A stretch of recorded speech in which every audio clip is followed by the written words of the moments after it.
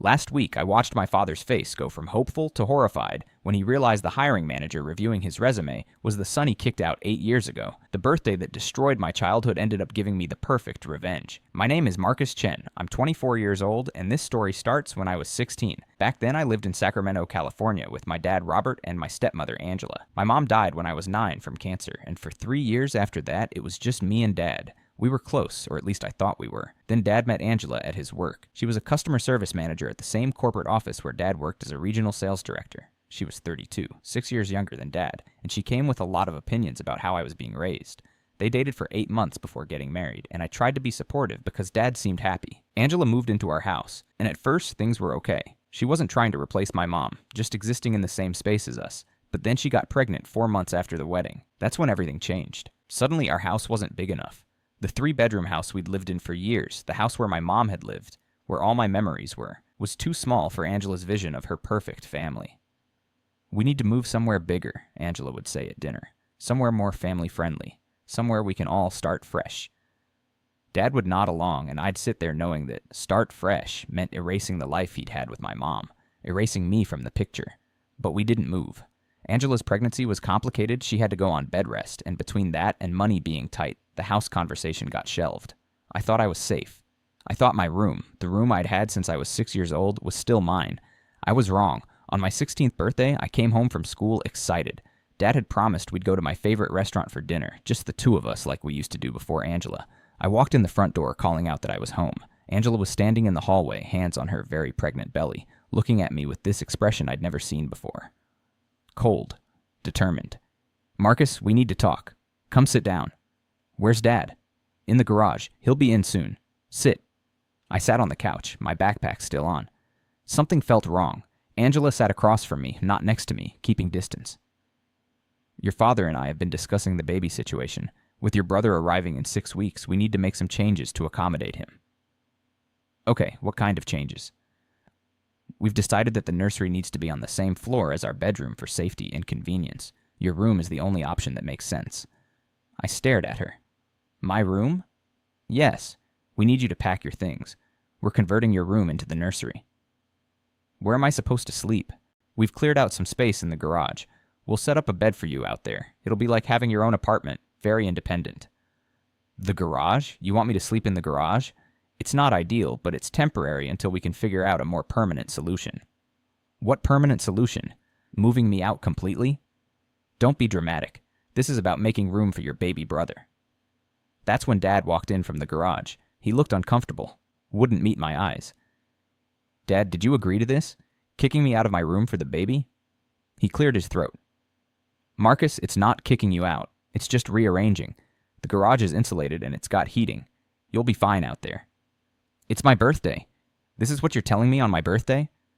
"It's time you learned independence," Dad said, and his voice had this edge to it like he'd practiced this line.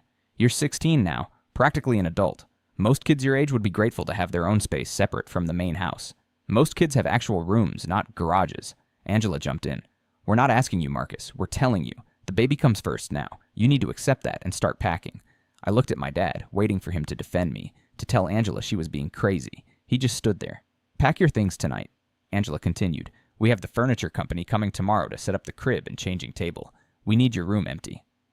Something inside me broke. Not angry breaking, just numb breaking. I realized in that moment that my dad had already chosen. He'd chosen Angela and this new baby over me. I was expendable. "Fine," I said quietly. I went to my room and closed the door, looked around at the space I'd lived in for 10 years. My mom had painted these walls with me when I was 6. We'd chosen blue because I loved the ocean, even though we lived hours from it. I pulled out my phone and called my best friend Tyler. "Can I stay at your place tonight?"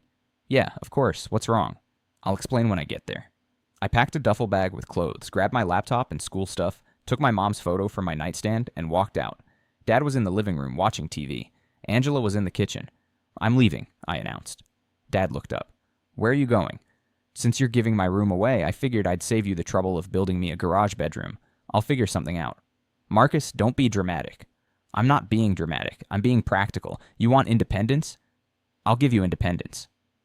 I walked out the front door. Dad didn't follow me. I spent that night at Tyler's house, sleeping on his couch. His parents knew something was wrong, but didn't push. The next morning, Tyler's mom made us breakfast and asked gently what was going on. I told her everything. She looked horrified.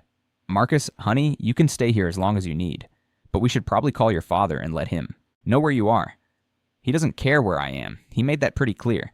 He's still your father. He's probably worried. He wasn't. I checked my phone.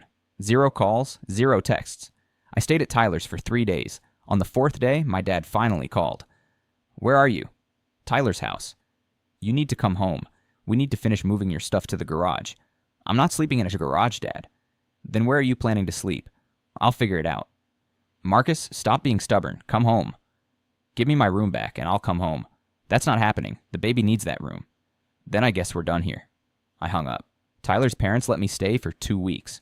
During that time, I started working extra shifts at my part-time job at a grocery store. I'd been working there since I was 15, making minimum wage, but now I picked up every shift I could get. I was making around $800 a month, which wasn't much, but it was something. I opened my own bank account, separate from the joint one I had with Dad, and started saving everything. Tyler's parents were amazing, but I knew I couldn't stay forever. 2 weeks turned into 3, and I could see them having quiet conversations about what to do with me. That's when I made a decision that changed everything. I bought a car. An old Honda Civic from 1998 with 200,000 miles on it. It cost me $1,200, basically all my savings, but it ran, and it became my home. I didn't tell Tyler's parents. I just started leaving earlier for school and coming back later after work. Eventually, I stopped coming back at all. I told them I'd worked things out with my dad and moved back home. The truth was, I was sleeping in my car in a Walmart parking lot. I parked in a different spot every night, kept my school stuff organized in the trunk, showered at the gym using my school's facilities before anyone else arrived, and lived off dollar menu food and whatever I could afford from the grocery store where I worked. It was hard. It was really hard. But it was mine. Nobody was taking my space to make room for a new baby. Nobody was treating me like I was disposable. I kept going to school, kept my grades up, because I knew education was my only way out. I joined the gym that was attached to my school so I could shower without anyone questioning why I was always there so early. Teachers started noticing I was always at school early and stayed late. My counselor, Mrs. Ramirez, called me in one day. Marcus, is everything okay at home? Everything's fine. You've been at school since 6:30 this morning. School doesn't start until 8. I like to get here early, study in the quiet. She didn't believe me, but she didn't push. Instead, she did something that changed my life. Have you thought about college? Your GPA is 3.8. You could get into good schools, maybe even get scholarships. I hadn't thought about college because I'd been too focused on surviving day to day. But Mrs. Ramirez planted a seed. She helped me research scholarships, filled out applications, wrote recommendation letters. She became the adult in my life who actually cared about my future. I applied to 15 schools, all in California, because I couldn't afford out-of-state tuition, even with scholarships. My top choice was UC Berkeley for computer science. I got in, with a full scholarship covering tuition and a partial grant for living expenses. When the acceptance letter came to the school, Mrs. Ramirez called me into her office with tears in her eyes. Marcus, you did it. You're going to Berkeley. I was 17, living in my car, working 30 hours a week, and I'd gotten into one of the best public universities in the country. I didn't tell my dad. He'd stopped calling after that one conversation. I'd see his number pop up occasionally, usually late at night, but he never left voicemails, and I never called back. The summer before college, I worked full-time at the grocery store and saved every dollar. By August, I had enough for a deposit on a dorm room and some basic supplies. I packed my car with everything I owned, which wasn't much, and drove to Berkeley. Started my new life as a college student who nobody knew had been homeless at 16. College was hard, but amazing. I finally had a room again, a real room in a dorm with a bed and a desk. I had access to showers whenever I wanted them. I had meal plans and libraries and a future. I worked part-time throughout college, building websites and doing tech support for small businesses. Turned out I was really good at computer science. Not just good, exceptional. By my junior year, I'd built a small app that helped students find part-time jobs near campus. It got popular, and a local startup offered me $5,000 for it. I sold it and used the money to start a bigger project. I created a platform that connected freelance developers with small businesses that needed tech work, but couldn't afford big agencies. It was like Upwork, but specifically for local markets, with better verification and quality control. By the time I graduated, my platform had 3,000 active freelancers and 500 businesses using it. I was making around $70,000 a year from fees and subscriptions, which was insane for a 22-year-old who'd been homeless at 16. But I wasn't satisfied. I wanted more, not because I was greedy, but because I wanted to build something that proved I'd made it without my father. I hired a small team of developers and a business manager. We expanded the platform to 10 California cities, then 20. Revenue jumped to $300,000 a year, then $1 million. By the time I was 23, my company had 15 employees and was valued at around $8 million. We just closed our Series A funding round, which brought in another $3 million for expansion. I moved into a nice apartment in downtown San Francisco, drove a Tesla, wore expensive clothes. I was living the life my dad probably thought I'd never achieve. And through all of this, I never contacted him, not once. I didn't know if he knew where I was or what I was doing. I'd effectively disappeared from his life the same way he'd erased me from his. Then, last week, everything came full circle. I was in our office, a whole floor of a nice building in the financial district, going over expansion plans with my VP of operations. My assistant knocked and stepped in. "Sir, security called. There's someone in the lobby asking about job openings. He doesn't have an appointment, but he seems desperate. Should I tell security to send him away?" "What position is he asking about?" "Sales director." "We just posted that opening." I sighed. "Tell security I'll come down. Maybe we can do a quick informal chat." I took the elevator down to the lobby. Security had the guy sitting in one of the waiting area chairs. He was mid-40s, wearing a slightly wrinkled suit, looking nervous. I walked over and my heart stopped. It was my dad. He looked older, grayer, tired. He was holding a resume folder and staring at his phone. He didn't recognize me. I'd grown 6 inches since 16, filled out, wore glasses now, had completely different hair. I looked nothing like the scared kid he'd kicked out. I stood there for a long moment, deciding what to do. Part of me wanted to walk away. Part of me wanted this exact moment. "Hi, I'm Marcus Chen. I'm the founder and CEO. I hear you're interested in our sales director position?" My dad looked up, and I watched his face carefully. No recognition. Nothing. "Yes, sir. Thank you so much for seeing me without an appointment. I know that's unusual, but I've been looking for work for 8 months, and I'm getting desperate." He stood up, shook my hand. "I'm Robert Chen. Chen. My last name. Our last name." And he still didn't recognize me. "Chen? That's interesting. Not a very common last name. Any relation to Marcus Chen?" "Actually, yes. That's my son's name, Marcus Chen. But we're not in contact anymore. Haven't been for years." "Why's that?" He looked uncomfortable. "Family issues. He was a difficult teenager, very rebellious. Eventually he ran away from home when he was 16 and we lost touch."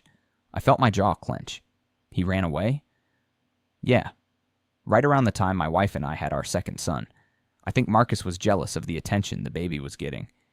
He left one night and never came back." The lies were breathtaking. "That must have been hard for you," I said, keeping my voice neutral. "It was. But you can't force someone to be part of a family if they don't want to be." "Right. Well, let's talk about your work experience. I see you were a regional sales director at Morrison Industries?" "Yes, for 12 years, but the company downsized 8 months ago and my position was eliminated." "And you haven't found work since?" "The eats by. Market's been tough. I've interviewed at maybe 30 places. Nobody's hiring, or when they are, they want someone younger." He gave this desperate smile. "I'm only 44, but apparently that's old in today's market. What about your family? How are you supporting them during this time?" "It's been rough. My wife works part-time, but it's not enough. We had to sell our house last month, moved into a small apartment. My youngest son, he's 8 now. He doesn't understand why everything changed." "The baby. The baby they kicked me out for. He was 8 years old now." "That sounds difficult. Do you ever think about your older son? Marcus? Wonder what happened to him?" My dad looked down. "Sometimes. But he made his choice. He didn't want to be part of our family. Or maybe your family made it clear he wasn't wanted." "I'm sorry?" I pulled out my phone, pulled up an old photo. The last family photo we'd taken before Mom died. Me at 9, Mom glowing, Dad with his arm around us both. I showed him the phone. "Do you remember this photo?" He stared at it, confused. "How did you get that?" "Because I'm in it. I'm Marcus, your son, the one you kicked out on his 16th birthday to make room for a baby." The color drained from his face completely. "Marcus? Surprise. But you're the CEO? You founded this company?" "Yeah. Turns out that difficult, rebellious teenager who ran away actually just needed to get away from you to succeed. Marcus, I don't understand. How did I go from sleeping in my car to running an $8 million company? Hard work, something you never thought I was capable of." "You were sleeping in a car? Where did you think I went when you gave my room to the baby? When you told me to sleep in the garage? I left. I lived in my car for 2 years while finishing high school. Got into Berkeley on a full scholarship. Built my first successful app junior year. Started this company after graduation. And I did it all without you." My dad sat back down, looking like he might pass out. "I tried to call you. Once. You called once. Told me to come home and move into the garage. That was your attempt at being a father. Angela said you were being difficult. that you needed tough love. Angela wanted me gone, and you let her erase me from your life for a baby. That's not what happened. That's exactly what happened. You chose her and your new family over me. You made me feel disposable, so I left and I made something of myself specifically to prove you wrong. Security was watching now, confused about what was happening. My assistant had come down and was standing nearby, ready to intervene if needed. My dad's hands were shaking. Marcus, I'm so sorry. I didn't know you were homeless. I thought you were staying with friends. I thought you were fine. You didn't think about me at all. If you had, you would have called more than once. You would have looked for me. You would have shown up at my school. But you didn't, because I wasn't a priority anymore. I made mistakes. I know I did. But please, you have to understand, Angela was pregnant and stressed, and I was trying to keep everyone happy. Everyone except me. He couldn't argue with that. So about this job, I said, my voice cold now. You want to work for me? For the son you threw away? Marcus, please. I need this job. We're about to get evicted from our apartment. Angela's not working anymore because of her health. My younger son needs stability. I'm begging you. You're begging me. The same way I would have begged you not to kick me out if you'd given me the chance. But you didn't. You just told me it was time to learn independence. I'll do anything. I'll start at any position. I don't have to be sales director. I'll take entry level. Just please, give me a chance. I looked at this man who'd raised me until I was 9, then slowly disappeared after Mom died, then finally abandoned me completely for a new family. This man who was now desperate, broken, asking me for help. Part of me wanted to help him, but a bigger part of me remembered sleeping in a Walmart parking lot on my 16th birthday. I'm going to give you the same chance you gave me, I said quietly. Figure it out on your own. You told me I was practically an adult at 16 and needed to learn independence. Well, you're 44. You definitely don't need my help learning independence. Marcus, please. Security, please escort Mr. Chen out of the building. 2 security guards approached. My dad stood up, looking at me with tears in his eyes. I'm sorry, he said. I'm so sorry for what I did to you. I'm sorry too, I replied.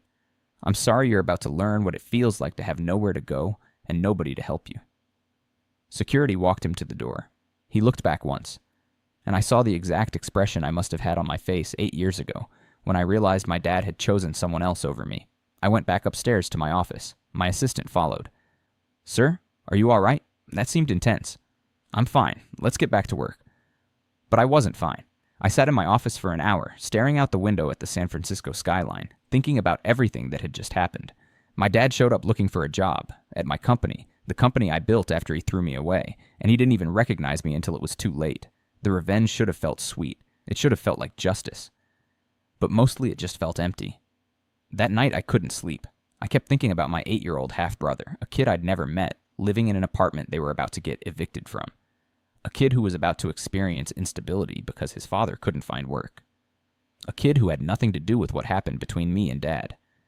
The next morning I did something I didn't plan to do. I called my dad's cell number, the same one from 8 years ago. He answered on the first ring. Hello? It's Marcus. Silence. I've thought about it, and I'm going to make you an offer. Not for you, but for your son, my brother. He doesn't deserve to suffer because of your mistakes. Marcus, thank you. Let me finish. I will give you a job. Not sales director, entry-level business development associate. $45,000 a year. It's enough to keep a roof over your head and food on the table, but there are conditions. Anything. 1, you work for it. No special treatment because you're my father. You show up, you do the work, you earn your paycheck like everyone else. 2, you don't tell anyone in the company about our relationship. As far as anyone knows, you're just another employee. 3, we are not family. We're employer and employee, nothing more. You don't come to my office for father-son chats. You don't invite me to family dinners. You respect that boundary. I understand. And 4, the most important one, you tell your son the truth about what happened between us. You tell him that you kicked me out, that I was homeless, that I built this life without you. You don't get to rewrite history. Marcus, I can't tell him that. He's 8 years old. Then I guess you don't need the job that badly. Long pause. Okay, I'll tell him, when he's older and can understand. No, you tell him now, age appropriately, but you tell him the truth. That's my final condition. All right, I'll do it. Start Monday. HR will send you the onboarding paperwork. I hung up. Did I make the right choice? I don't know. Part of me thinks I should have let him fail, let him experience what I experienced. But another part of me, the part that's not angry anymore, just tired, knows that helping him doesn't erase what he did. It just means I'm better than he was. He showed up at my building looking for a job and found his son instead. The son he threw away. The son who succeeded despite him, not because of him. And now he works for me, reports to people younger than him, makes a fraction of what I make, sees every day what I built without his help. That's revenge enough.